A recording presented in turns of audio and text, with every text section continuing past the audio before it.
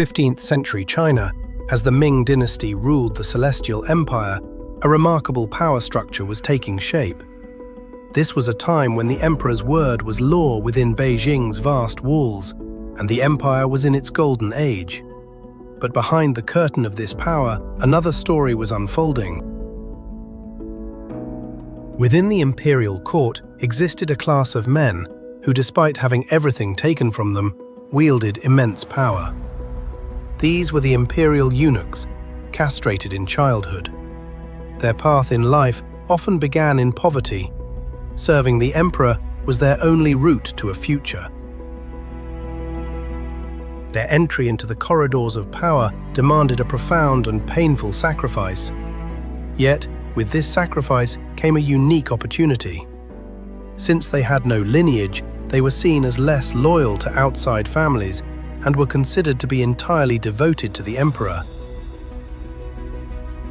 Their reach extended everywhere, even to the most private corners of the imperial palaces.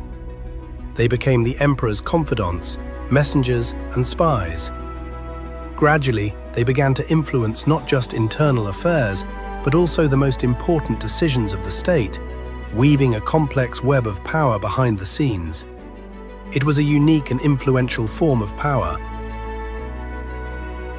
It was a system built on merit, allowing individuals from humble backgrounds to attain power and influence. They solidified their positions through sharp intellect and unwavering loyalty, often outmaneuvering the scholarly officials.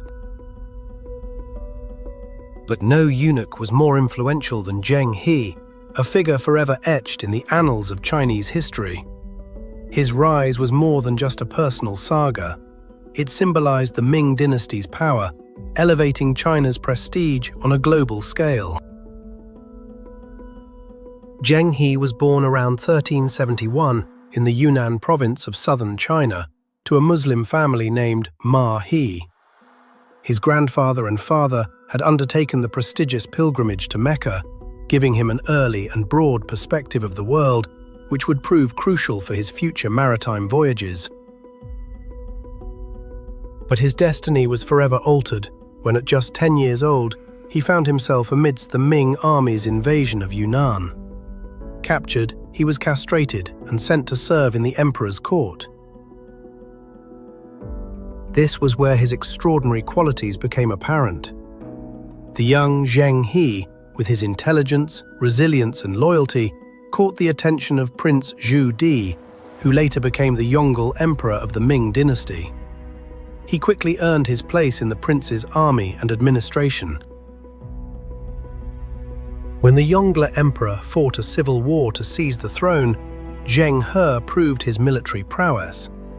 He played a crucial role in the prince's campaign, demonstrating his strategic skill and leadership qualities. It was his bravery in battle that earned him the Yongle Emperor's unwavering trust. As emperor, Yongle wanted to showcase China's power and glory to the world. He entrusted Zheng He with an ambitious task: to construct an unprecedented fleet of massive treasure ships and lead voyages abroad, expeditions that became symbols of China's maritime capabilities.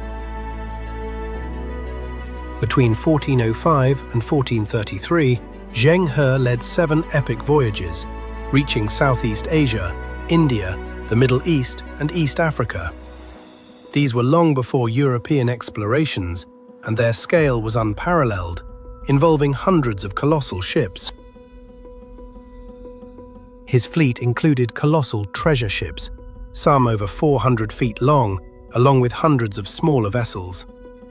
Each expedition typically involved thousands of sailors, soldiers, scholars, and merchants. It was the largest naval force in the world at that time. The primary goal of these voyages wasn't trade, but to showcase China's power and wealth. Zheng He was tasked with establishing or reinforcing the tribute system, persuading foreign nations to acknowledge the supremacy of the Chinese emperor, thereby expanding the Ming Dynasty's international influence. He brought back spices and precious stones from India, luxury goods from Arabia, and rare exotic animals from Africa, most famously a giraffe, which was believed to be a unicorn. These tributes enhanced the empire's grandeur and served as proof of China's global reach. These voyages were undoubtedly fraught with danger. They faced the perils of the open sea, unpredictable weather storms, and occasional skirmishes with hostile local rulers. Yet, Zheng He's skilled leadership helped his vast fleet navigate these challenges safely.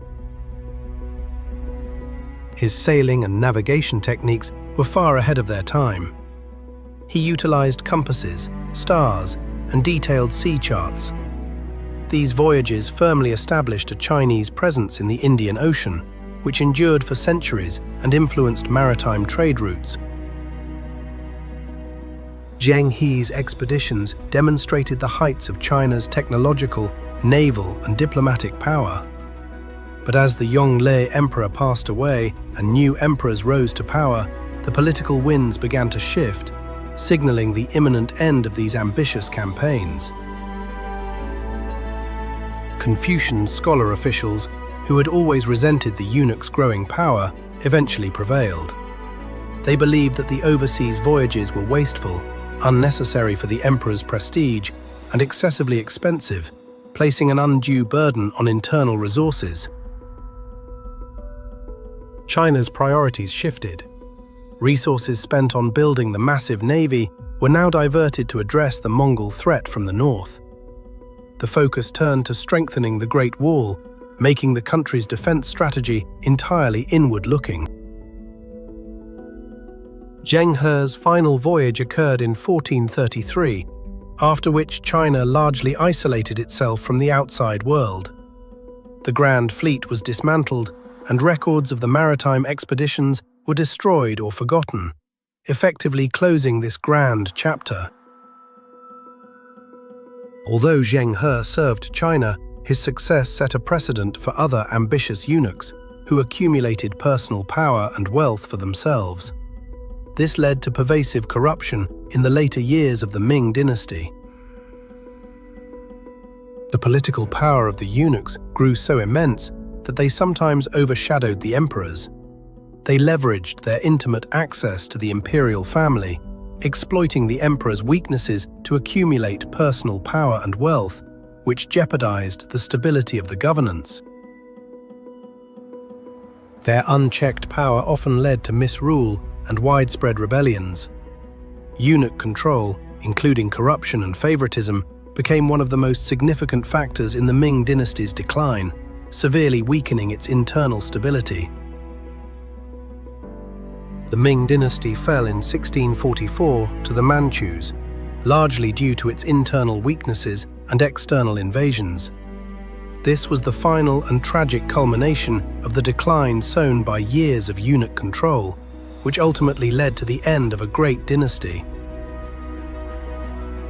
The new Qing dynasty, upon ascending to power, vowed to curb eunuch power, placing them under strict control and limiting their political influence. Thus, this saga of the rise and fall of eunuchs, inextricably linked with the history of an empire, became a crucial warning about the abuse of power. Through figures like Zheng He, the role of eunuchs is a fascinating and complex aspect of China's history, reflecting stories of sacrifice, power, and human ambition. They were an unseen force amidst imperial grandeur, shaping the destiny of the empire.